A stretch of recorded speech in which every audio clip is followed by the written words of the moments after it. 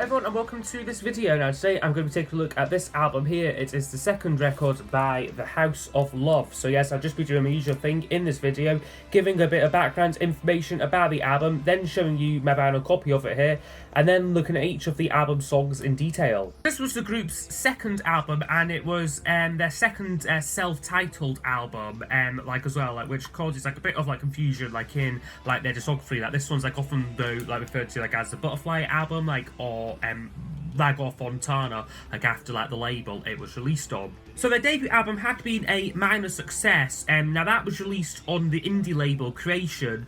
So the band had gained a bit of attention from some major labels and signed to Fontana Records. However, within the band at this point there was a lot of problems, typical stereotypical band problems, drug use, sort of thing, as well as power struggles between the band members. Furthermore, there was also a lot of indecision as to where their creative direction was going to go in. They'd went through 4 producers while recording this albums and multiple recording studios. There's also pressure from label Fontana, who had been having by this point huge success with bands like Tears for Fears and Def Leppard. They expected their latest signing to produce similar commercially successful music. So it goes down to the label who decided which producers were to be used, as well as authorizing various commercial remixes of the songs, all this against the band's wishes. Now looking back over this whole era, frontman and songwriter Guy Chadwick regarded the Fontana deal as the biggest mistake of his career, as it led him down a dangerous path of alcoholism and drug addiction. He said he became a self-proclaimed monster, very much also caused a rift within the band the him and guitarist Terry Bickers. Now Bickers himself was also unhappy with the Fontana deal itself. He didn't want them to sort of go in this more commercially driven direction. As well as that, he was suffering from quite bad depression as well. So they was fall out during the making of this record, and would have a rather fractious relationship for the next 10 years or so. Luckily though, it was happy ending for them. They reunited in 2003, and I've been playing together as the House of Love ever since. So after completing the album, that wasn't the end of the story. They were booked onto a 60-day worldwide tour, which took its toll on the band further. Now all this did achieve its aim somewhat. It did make the band that bit more commercially successful. This album reached number 8 on the UK charts, and was somewhat off a American breakthrough, charting at number 148 there, which isn't too bad for America, for a British indie rock band. It would go on sale around 400,000 copies worldwide, and it's definitely their most successful album. So I wish I'll show you my vinyl copy of it here. This is what I bought online, and it is in lovely condition. This not been reissued. This I really hope it will be much like their debut record has been lavishly reissued with CDs and box sets and whatnot. This one has kind of been forgotten about a little bit, which is a shame. There's the back of it there, just has the track listing on it, so there's 12 songs. Love the cover though, just think it's a really nice image there, on the front. And then the inner sleeves continues the butterfly sort of theme there. Then we've got a lyric insert on it, which is just blank on one side and just has the lyrics there. And then the record label is just on a black Fontana Records label. So yeah, that is the vinyl looked at. Okay, so I'll now go over each of the album's songs in detail. So there's 12 tracks in total, so I'll score each song and then use those scores to give us a overall percentage marking for the album. This is not my sky. This is not my... So it kicks off with a song called Hannah, which is a bit of a slow burner, off an opening track. This one here, it begins, I would say quite similar to the Stone Roses debut album, with a sort of this atmospheric noise, and a subtle guitar riff, emerging through the mist. I like the chorus line where they sing, it was not my sky. I think that's what they say, and it's sort of the dynamics off the track are quite good. It sort of changes from quite quiet and subdued sections to something a bit more loud. Overall, it is a good song to kick off the album there, so that one would get a 9 out of 10.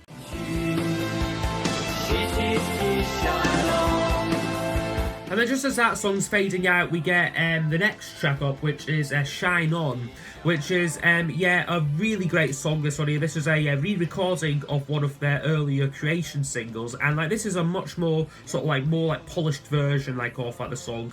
This was also like their biggest single, like it reached number 20 like on like the UK charts, and I think it's a really good song, really catchy, definitely like an obvious single like for them. So yeah, Shine On, wonderful song there. I would give that one a 10 out of 10.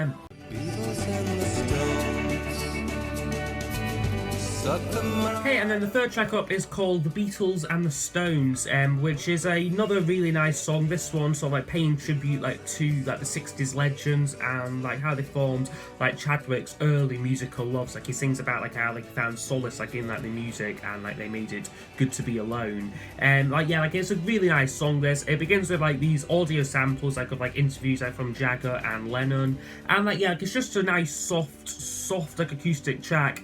Not an obvious choice for the single though. Like it was released so and did get to number 36, like which was better than some like of like the more like commercial songs like which were issued like from this album which like, we will get to. I would say though it's maybe dragged out a little bit towards the end. Like it's about 4.5 minutes this song here. Like it maybe goes on like about like a minute too long for me, but overall is still another really good song there. So that one would get a 9 out of 10.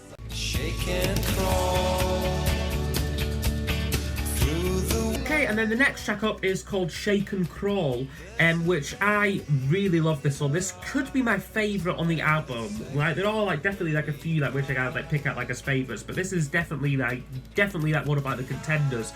I just think it's a lot more like rhythmic. This song here like begins like with like sort of like this rolling drum pattern, like then like this sort of like this upbeat like sort of like twangy like guitar like comes in. Like it just sounds really good.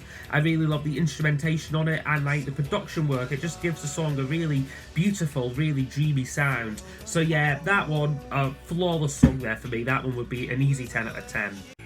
Take my heart, take my soul. Okay, and the next track up is called The Hedonist, which is another re-recording. This one was previously issued as a B-side, and I think this one works much better like in like this re-recorded form, like as opposed to like their like original take like off the song. Just got more sort of like pounding drum beat. You've got this sort of like hero style like swooping guitar lines like throughout the track. I would say it's maybe not quite as catchy like or like as accessible like some of the other ones like on the album, but it is still overall another like really strong track there, which definitely keeps up the momentum of the album.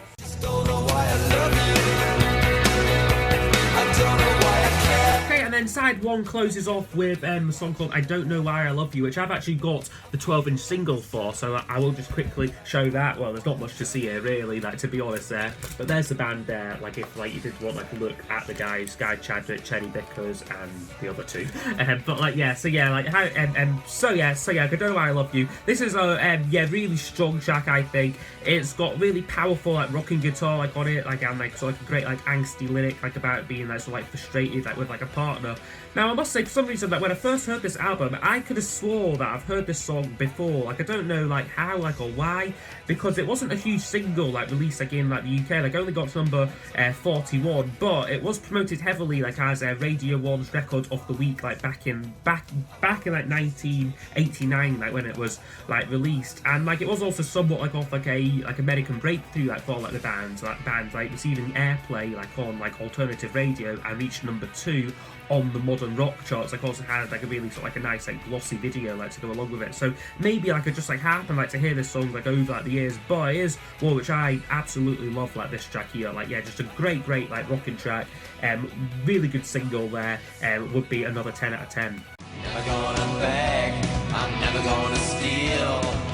Okay, and then we open up side 2 with a song called Never, which is another winning song, I think. It starts off with like this great, like again, like really rhythmic drumming pattern. Like I really like ought to find out like who's like playing like the drums like on like this album, because I've clearly not done like my research like as well like for like this review, but yeah, like it is a wonderful song, this one. It just really catchy chorus, like that never gonna let you down bit. Just love the way that guy sings it. It's just a passionate vocal performance like from him. This was issued though as the first single, and again it stalled at number 41 like on the charts. Interestingly though, this is one what the band didn't want released like as a single, like, and they thought that it was a rubbish song, like no good like for a single. I personally think like it was like one of like the better choices like for like a single, like to be honest. Like I think like 41 should have done a lot better than that, because yeah, it's just such a catchy, really good song there. So yeah, never would get another 10 out of 10 for me. Oh, someone's gotta love you. Okay, and then the next track up is called Someone's Got to Love You, which is another really good song. A change of pace like for the album, like on this one here, like a much softer track, really strong melody like on it, nice lyrics like about like reassuring someone like that, like they will be loved like one day. It's just a nice song, this one here, like a nice change of pace like for the record, like showing like they can go from like sort of like really like strong rocking tracks to sort of like more poppy stuff, then to more sort of like tender like sort of like low-key songs. So yeah, this one, another really good song there. Would give that one a 9 out of 10.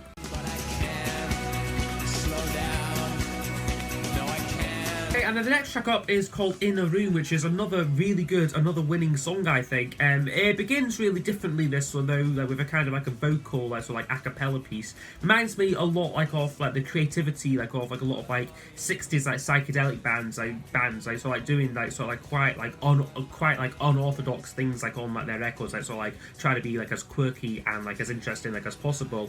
But then this song like goes in a slightly different direction. Like it gets a more sort of like upbeat bass part like going on, like a like acoustic guitar comes in, like has like a kind of like a rockabilly sort of like beat like feeling to it, and like yeah, but like at the same time you've got like these really nice swirling guitars like going on like around the track, just really like unique sound I feel, and yeah, I love like how like later on like in like the song like kind of like the vocal chant like from like the introduction like is like really like introduced, and like yeah, it's just another really good song. So yeah, that one would get a 9 out of 10 for like In a Room, another really good track. I'm just blind. Okay, and then the next one up is called Blind, which is another re-recording this one here. Like so, like there are like three songs here, like which they had like re-recorded like from at their creation days. And this one is a pretty good song. I feel like it was originally released as the B-side to a song called Destroy the Heart.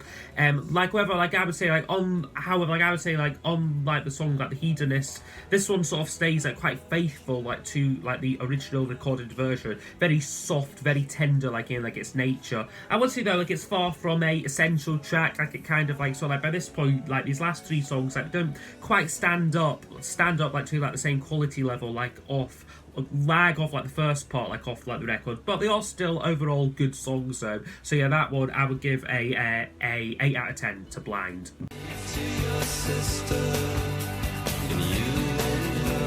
Okay, and then the next track up is called 32nd Floor, which sort of picks up the pace like off the album like a little bit. Like it's got like a really good guitar sound like on this song. Like I feel, I would say though overall it's not quite a standout track because by this point like on like the record like it's about 45 minutes in now. We're sort of like getting like a bit wary like off like this sort of sound like this. So like there's like an optimum length like for like an album. This one kind of like outstays its welcome like a little bit like by this point, like so like it does get a little bit lost like on the album, like because like isn't one like which I really go to like as a standout track. But saying that though, when it's on, I do actually really enjoy this track. Like it's probably one like which I sort of like prefer to listen to like in like isolation like in some ways, like so like when like it's sort of like it's not like at like the end like off like this really strong record, like it's sort of like it's just like on its own like as a solid song. So yeah, that one would get a 8 out of 10 for 32nd Floor. I'm high on the shock. And then the record closes with a song called Cedest, which is probably my least favourite on the album. It has a strange sort of like style to this one. It's quite sort of jazzy like verses, like but then sort of like explodes like in like the chorus like gets like quite loud. It's a little bit like disconcerting, like it's sort of like again again a bit like 30-second floor, like it's placing like on the album, like this one like being like the closing song. Like it's a song which I do sometimes forget about. It's not quite like as like memorable, and also because it's about 5 minutes long, this one here, like it is a little bit dragged out towards the end, and like is a tad disappointing like as the closer, considering like all of the great material like what has come before it. So that one overall I can only give a 7 out of 10 to, but like I'd still say like by my standards that is a good song there to finish off the album.